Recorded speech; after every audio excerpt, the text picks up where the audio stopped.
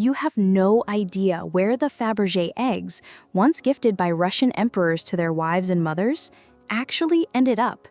Dozens of unique jewelry masterpieces with surprises, secrets, and personal memories are now kept in places the Romanovs never even set foot in during their lifetimes. And some of these eggs ended up in the hands of millionaires who couldn't tell Nicholas II from Napoleon. Why were these legendary eggs once sold for the price of a pair of boots? Who profited from them the most and left the USSR a millionaire? Why did an American housewife become the owner of masterpieces made for empresses? And what shameful sell-off of cultural treasures turned Easter wonders into hard currency? Some eggs vanished without a trace. Others resurfaced in private collections with stories that send shivers down your spine. And somewhere in the attics of European castles, rumor has it that boxes with golden miniatures still sit unopened since the 1930s. You'll learn how one egg, crafted for 4,000 rubles, sold a century later for $3 million. Who bought the Forbes collection just to stop America from selling off Russian history piece by piece? And whether these relics can ever be brought back home, or if they're doomed to remain behind the glass of foreign museums forever. The most important part comes at the end. Stories you won't find in textbooks. Stories that exist only here. So make yourself comfortable, because now we're about to open an imperial egg and peek inside the secrets it holds. How many Imperial Fabergé Easter eggs were made in total? 52. Luxurious, one-of-a-kind jeweled masterpieces gifted by Russian emperors to their wives and mothers. Symbols of love, power, and wealth, given every Easter, year after year, for 3 decades. 52 eggs. And today, only 20 of them remain in Russia. So where are the others? Who now owns these treasures that once belonged to the most powerful family in the Russian Empire? My first encounter with Fabergé eggs wasn't like a museum tour. It was a revelation. I stood before a glass case, unable to believe that these delicate miniatures with secrets inside weren't replicas, props, or reproductions. They were real. These were the actual objects once kept in the private rooms of empresses, opened on Easter morning, held in hands, admired, passed down through generations. Not just a piece of jewelry, a ritual, and part of a grand family drama. Back then, all I knew was the name, Fabergé. No details, no idea who he made these masterpieces for, how many existed, or how fate scattered them across the world. I thought they were all kept here in Russia. But it turned out that the finest pieces are in London, New York, Monaco, owned by collectors, millionaire heirs, private foundations, far from their homeland. And that's where it all began. I wanted to understand how Fabergé eggs ended up all over the globe, why some are proudly displayed in museums while others vanished without a trace, who bought them for next to nothing right after the revolution, and how today people pay millions of dollars for what once cost just a few thousand silver rubles. One look at these creations, and it no longer matters whether you're into history or not. Because here you'll find everything: royal splendor, lost dynasties, secrets, deals, and hidden acquisitions. These aren't just ornaments. They are the final breath of a vanished era. An era where Fabergé created for emperors. And now his works decorate foreign homes. So where exactly are the Fabergé eggs meant for Russian empresses? How many remain in their homeland? And how many now lie across the ocean, in private hands, even with people who've never set foot on Russian soil? And most importantly, how did they get there? From this moment on, our story begins. It all began with a single egg. Just an Easter gift, one might think. But when that gift is given by an emperor, it can never be ordinary. In 1885, Russian Emperor Alexander III wanted to surprise his wife, Empress Maria Feodorovna. The occasion was Easter, a deeply important event in Orthodox culture, especially within the imperial family. But that year, the gift had to be more than just ceremonial. It had to be truly exceptional.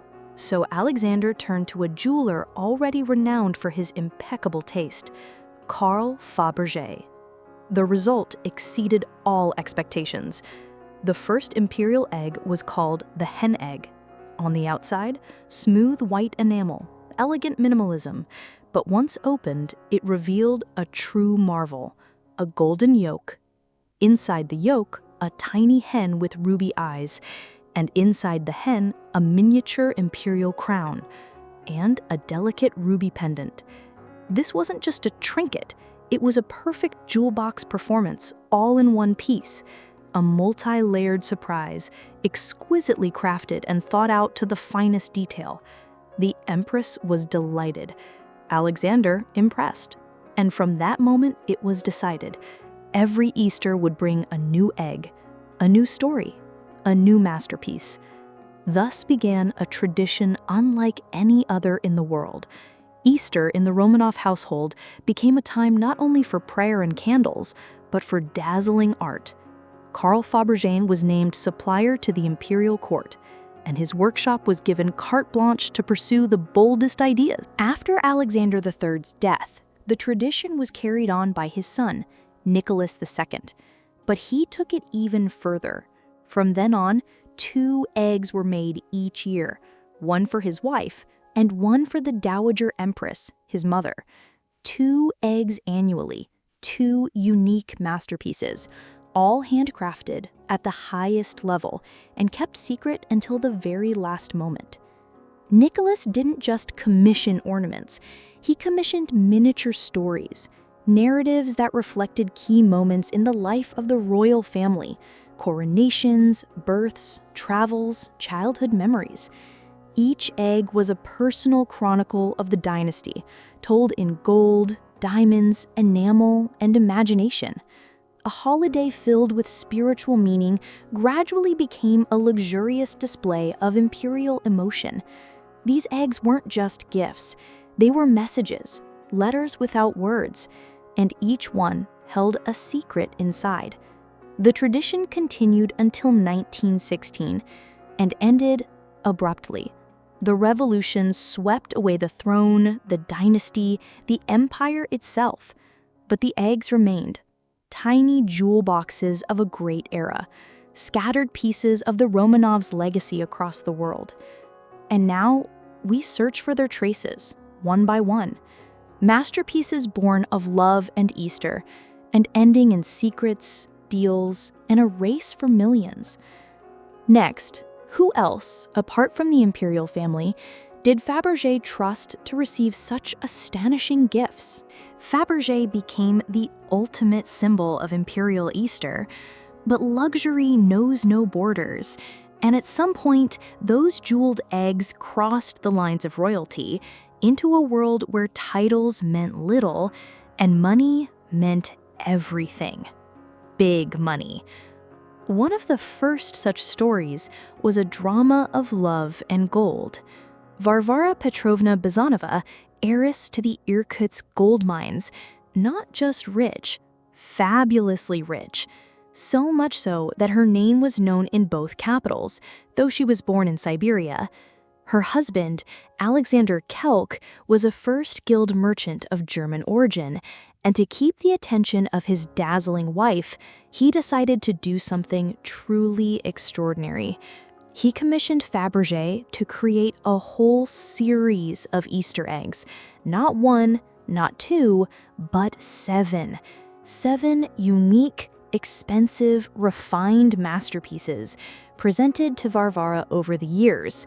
Their themes: romance, tenderness, prosperity, family values.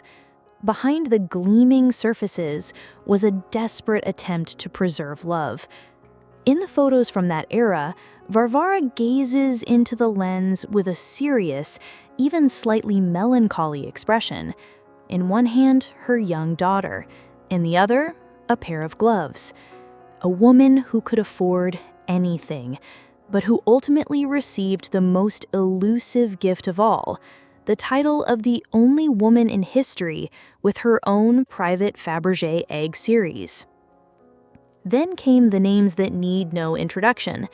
The Yusupovs, the wealthiest family in the Russian Empire, owners of collections that eclipsed those of many museums. Princess Zinaida Yusupova, a refined aristocrat with striking beauty and impeccable taste, became the owner of one of Fabergé's Easter eggs. For her, nothing less than the best. The Rothschilds, Europe's financial dynasty. For the Rothschilds, Fabergé created an egg that was one of his most technically complex, featuring a miniature mechanism designed to impress even the most jaded jeweler. No surprise it later sold at auction for tens of millions. The Nobels, world-renowned Swedish industrialists, whose ventures in Russia were closely tied to oil and, of course, to luxury. Their name became synonymous with progress, engineering, and modern elegance. A Fabergé egg wasn't just a decoration, it was a manifesto. The Vanderbilts, American billionaires made rich by railroads.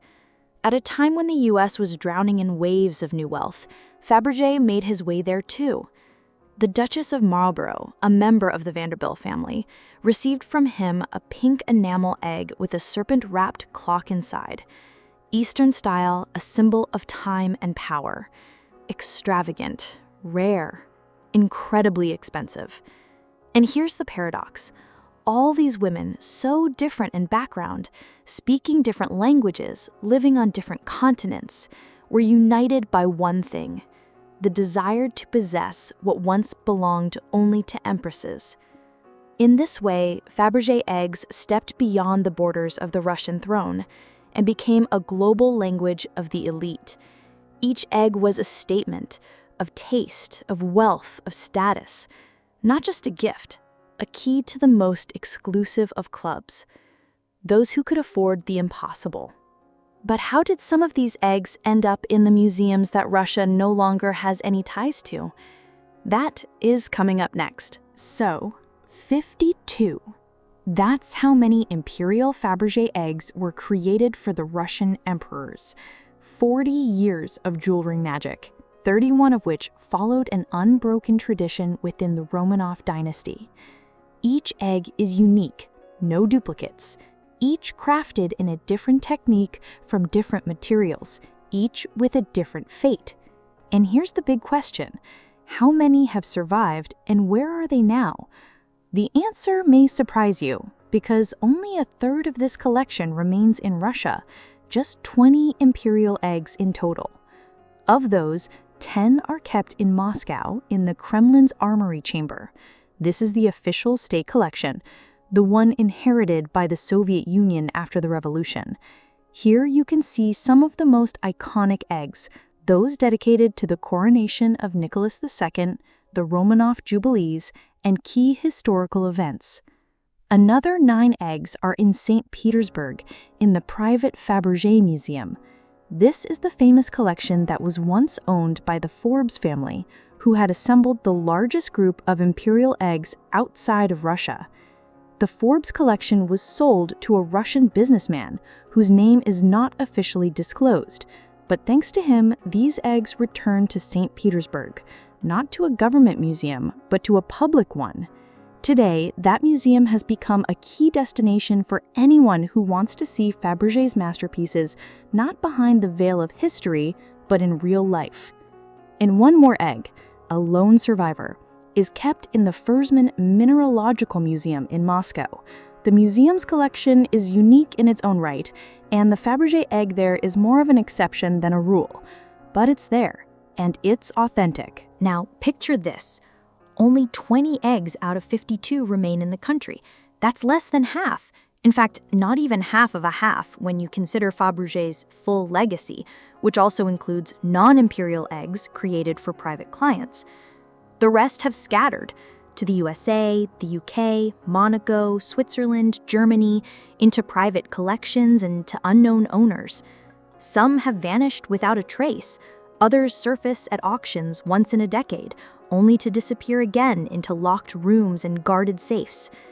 Each egg is like a lost chapter of family history, written in gold, platinum, diamonds, and the sorrow of vanished grandeur. But before we talk about the current owners of these treasures, let's stop on one fact. The majority of the imperial legacy is no longer in Russia. These eggs aren't just luxury items. They are symbols, cultural markers, relics. And the fact that they now belong to other countries isn't a simple twist of fate. It's the result of very specific decisions, deals, and sales. So who got these eggs, and how did they end up in New York, Washington, London, and Monaco? This isn't just geography, it's a real-life treasure map. And the biggest red X on that map, the United States. That's where most of the imperial eggs went in the 20th century. And that's where the stories live, the ones no Russian museum will ever tell. How America became the main vault of the Tsar's Easter legacy, that's what's next. When the empire collapsed, the gold began to flow. Not a metaphor, literally. From palaces, vaults, private collections. In the 1920s and 30s, the Soviet regime was desperate for foreign currency. The new state needed machinery, weapons, technology, grain. And what did it have in abundance? Jewelry. The kind that had been collected over centuries. Icons, diamonds, snuff boxes, porcelain, and of course the Fabergé Easter eggs. Under government orders, a massive sell-off began. Museums received lists and crates of artifacts were packed up and shipped out. Legendary family treasures were sent abroad, first to Berlin and Vienna, then to London and New York. And in the midst of it all, one man emerged as the key link between the surviving Fabergé masterpieces and the wealthy collectors of the West. His name was Armand Hammer, an American businessman and middleman. In the early years of Soviet power, he was granted near unrestricted access to state treasures. For symbolic sums, he bought some of the rarest works of art, shipped them to Europe, and from there, to the United States. He was nicknamed the Red Millionaire, and the USSR trusted him deeply. Hammer didn't just move art, he transformed it into stories, legends, and entire collections. It was through him that Imperial Fabergé eggs first entered America, and he laid the groundwork for the fact that today, more eggs are housed in the United States than in most European countries. Hundreds of lots, thousands of items, including pieces once held in the hands of Maria Fyodorovna and Alexandra Fyodorovna. One of the people on the receiving end of these deals was Lillian Thomas Pratt, wife of American millionaire John Lee Pratt. She didn't just buy beautiful things, she built a collection, and did so with exquisite taste. From 1933 to 1946, she acquired 5 Fabergé Easter eggs, each with its own hidden surprise. At the time, the Fabergé name wasn't as legendary as it is now, and the prices were still within reach for America's upper class. After Lillian's death, her collection was donated to the Virginia Museum of Fine Arts in Richmond. Today, you can still see her 5 eggs there, with moving mechanisms, secret miniatures, portraits, maps, and flowers. Genuine masterpieces created in St. Petersburg, now displayed on the other side of the world. And now, one of the most famous museums on the planet, the Metropolitan Museum in New York City. The Fabergé collection displayed there came from another remarkable woman, Matilda Getting Gray. She began acquiring Fabergé pieces in the 1930s, decades before the name once again became synonymous with luxury. She wasn't following fashion. She had an instinct for value. She bought what others saw as strange trinkets, Easter eggs, snuff boxes, brooches, watches, anything that bore the Fabergé mark. And all of this thanks to Hammer. Thanks to the sell-off that permanently redrew the map of Russian art. Thus, imperial gifts once presented in candlelit rooms of the Winter Palace ended up behind steel glass cases in Manhattan. And who knows how many more such treasures remain hidden in American homes, behind thick curtains and inside glossy safes. But among all the names tied to Fabergé's American journey, one woman stands out. the woman who assembled the most beautiful collection of imperial eggs outside of Russia. Her name was Matilda Getting Gray. She had it all: money, taste, influence. But what set her apart from thousands of wealthy women of the 20th century was instinct. She didn't buy jewelry for the sparkle. She collected destinies. Matilda was born in New Orleans, into a family whose fortune came from oil, the American dream in its most refined form. No scandalous affairs, no public drama, no wasteful extravagance. Matilda was a woman with a clear mind and a sensitive soul. And when she first held a Fabergé piece in her hands, she understood this wasn't just a beautiful object. It was a message from a vanished world. She began collecting Fabergé items in the 1930s, at a time when the master's name had largely been forgotten. It wasn't an era of luxury, but of depression. While Europe was recovering and America was counting losses, Matilda was quietly acquiring pieces that seemed strange, outdated, even a little old-fashioned.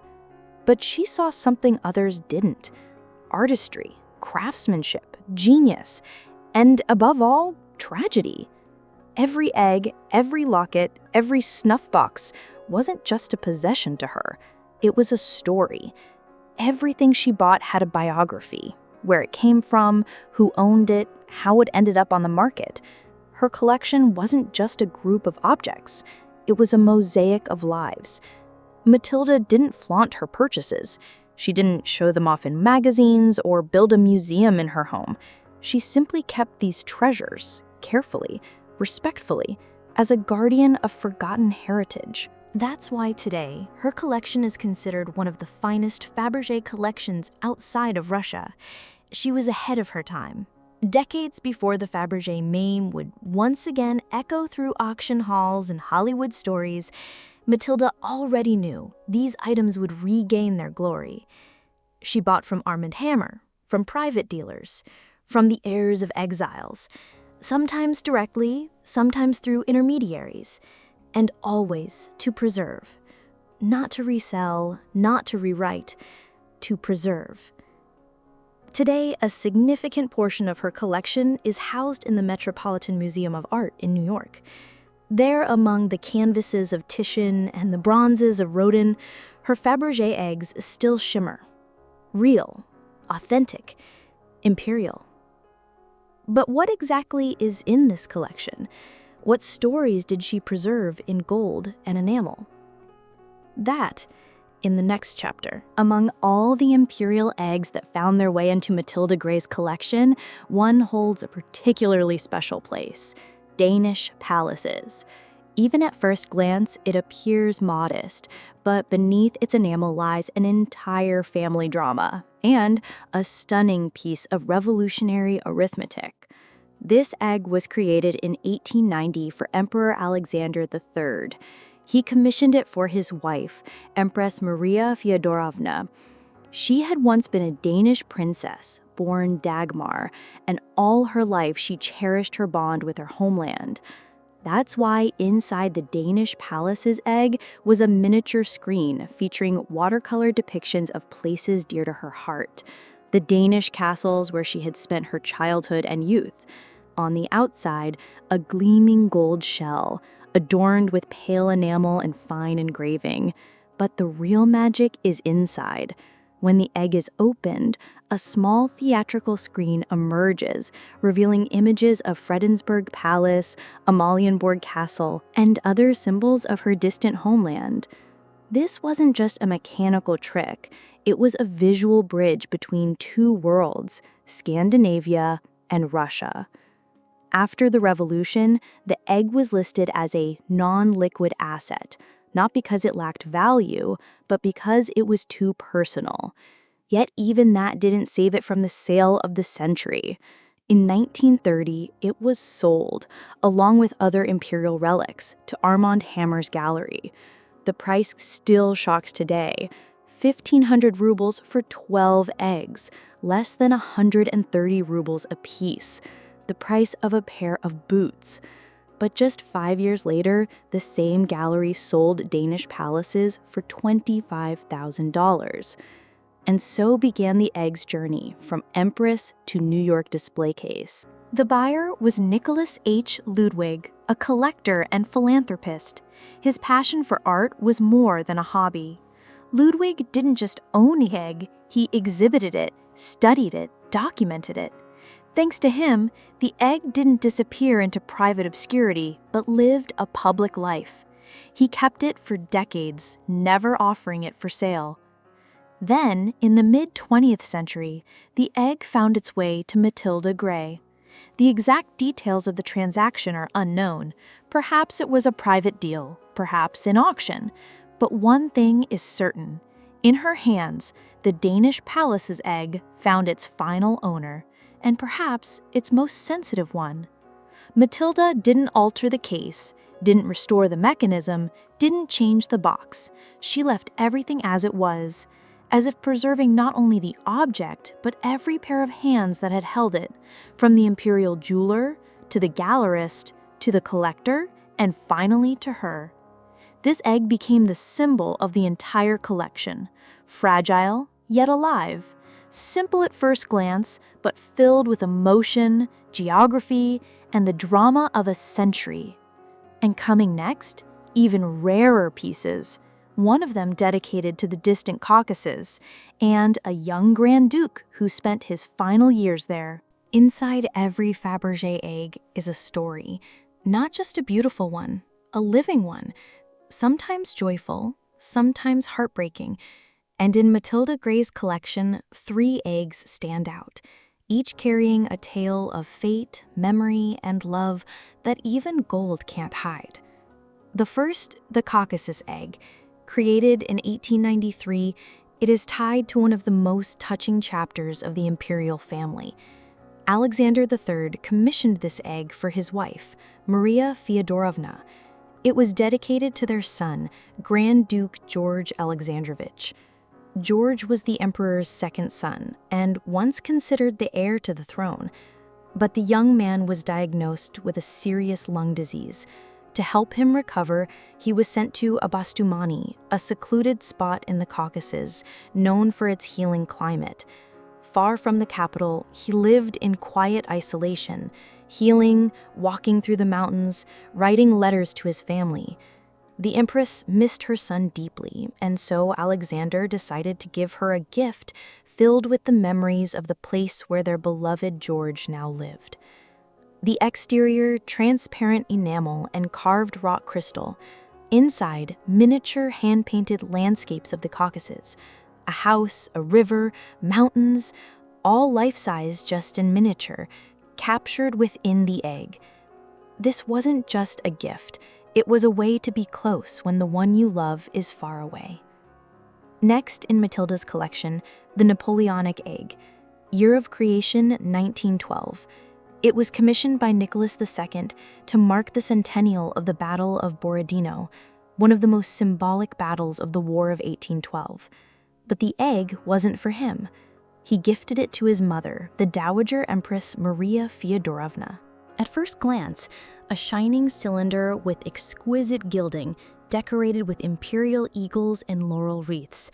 But inside, a true military panorama. The surprise is a miniature painting depicting a grand parade held in honor of the battle's anniversary. The entire composition is a tribute to military glory, family pride, and historical memory. After the fall of the monarchy, the egg was among those sold through the Hammer Gallery. Its first Western owner remains unknown, but in 1951, Matilda Gray acquired it and added it to her collection. And so, an egg created to celebrate a Russian victory ended up in New York, a country that hadn't even participated in that war. History loves irony. And the third egg, Pansy, also known as the spinach jade egg, created in 1899, once again for Maria Feodorova. This time, the commission came from her son, Nicholas II. The egg is decorated with delicate flowers made of enamel, golden petals, and the finest details. The body is carved from rare green jade, which at the time was valued nearly as highly as diamonds. Inside the surprise, portraits of children, in miniature, so finely crafted the faces are only visible through a magnifying glass. It wasn't just an expensive gift, it was a family portrait, hidden within an egg. Later, like many others, this egg passed through the hands of Armand Hammer. In 1947, Hammer sold it to Matilda Gray. A few years later, she gave it as a wedding gift to her niece. Thus began a new chapter, no longer imperial, but still deeply personal. Each of these eggs is like a diary, not written in ink, but in precious stones. The Caucasus, a story of pain and hope. Borodino, of pride and remembrance. Pansy, of love without words. Matilda didn't just collect them, she preserved what seemed lost forever. And now, through these eggs, we can see not only brilliance, but the hearts of those who gave them, made them, and protected them. But what happened to the prices? How much is one of these eggs worth today? And who's ready to pay millions for a tiny surprise wrapped in gold? When Emperor Alexander III commissioned a Fabergé egg, he paid just over 4,000 silver rubles, specifically for the diamond trellis egg created in 1892. The price was 4,750 rubles. At the time, that was a significant sum, but still within the imperial household budget. Luxury, yes, but strictly within reason. No hint of extravagance. The egg looked refined, but not flashy. Delicate pink enamel crossed with a lattice of the finest diamonds. In the center, as always, a surprise. Inside was a miniature replica of the imperial crown and a ruby pendant. Everything was deeply symbolic: power, dynasty, passion. But now, attention. In 2003, this very egg appeared at a Christie's auction, and the starting price wasn't in the hundreds of thousands, it was $3 million. And then came the bidding.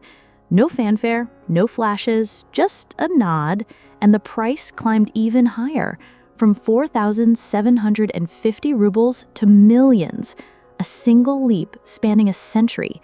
Why? Why did items once made as seasonal gifts become more expensive than villas, private jets, and antique yachts? The answer lies in history, exclusivity, and loss. These eggs are not just jewelry. They are something that can never be recreated.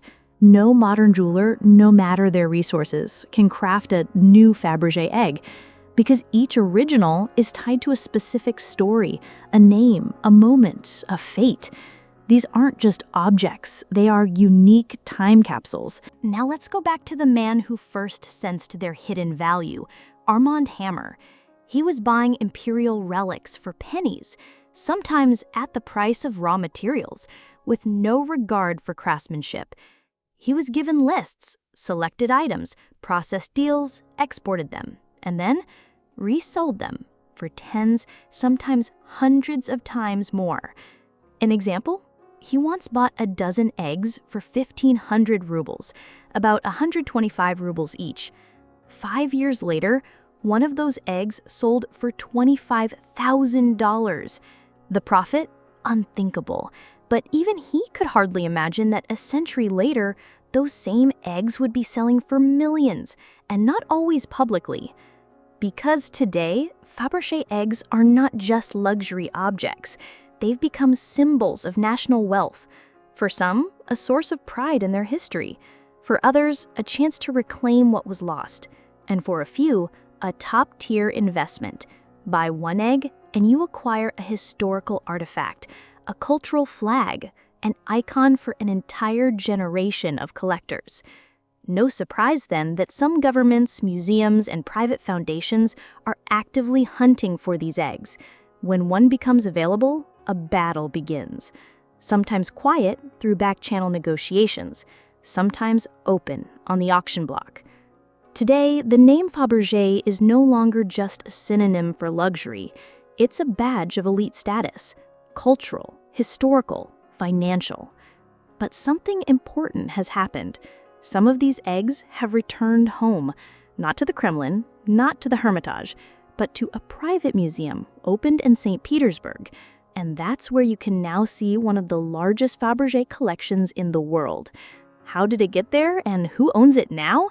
We'll reveal that in the final chapter. For decades, Fabergé's Easter eggs were leaving Russia, silently, packed into crates labeled excess property. And years later, they started coming back. Not all, just a few. And not to the state, but to one private individual who understood bringing Fabergé home means bringing a piece of Russia home. This is the story of the Fabergé Museum in St. Petersburg, a private museum founded by Victor Vekselberg, entrepreneur, philanthropist, collector. In 2004, he made a move that shook the world of antiques. He purchased the entire Forbes collection, not at auction, not piece by piece, the whole collection as one package, to stop America from selling it off, egg by egg. The Forbes family had spent decades collecting these treasures. Their passion was genuine. They didn't just store the eggs. They studied them, published research, displayed them. Their collection was considered the second largest in the world, after the Kremlin's. 9 imperial eggs created for the Romanovs, sitting in private hands in the US, and every single one of them was brought back to Russia by Vekselberg. And so, in the heart of St. Petersburg, inside the Shuvalov Palace on the Fontanka River, a museum was born. Not flashy, not loud, but truly unique. Today, it houses not only Fabergé eggs, but boxes, clocks, brooches, miniatures, a Fabergé collection with no rival among private holdings. These 9 eggs are a symbol of return, each one once lost, forgotten, sold for debt, now restored, exhibited, and available for thousands of visitors to see. This is where you can once again admire the coronation egg, the memory of Alexander III, the Trans-Siberian Express, pieces that once seemed lost forever. But let's be honest, can all 52 imperial eggs ever return home? Most likely no. Many are in private hands, with owners who keep their locations secret. And some eggs have vanished altogether. Their fate remains a mystery. Inherited, hidden, forgotten, or sold off record somewhere in a Swiss bank vault. And yet, the possibility of bringing even a few back has become reality. And this isn't just about antique value, it's a cultural gesture, a reminder of a past that must not be erased. Today, the name Fabergé once again rings out, not as a symbol of imperial luxury, but of remembrance, of a family the country lost, of a master who created with love, of a nation where even an Easter gift became a work of art. Fabergé eggs don't just sparkle in display cases, they glow from within, with stories, with emotion, with loss, and with return. And who knows, maybe one day, even those eggs still hidden across the ocean will find their way back home. If, of course, someone with the same heart as Matilda Gray or Victor Vekselberg once again says, "This is not an object. This is legacy." If you found this story of lost treasures fascinating, give this video a like so more people can discover it. Subscribe to the channel. There are many more stories of royal jewels and secrets hidden in gold and diamonds ahead. And don't forget to hit the bell so you don't miss the next episode. Thank you for watching.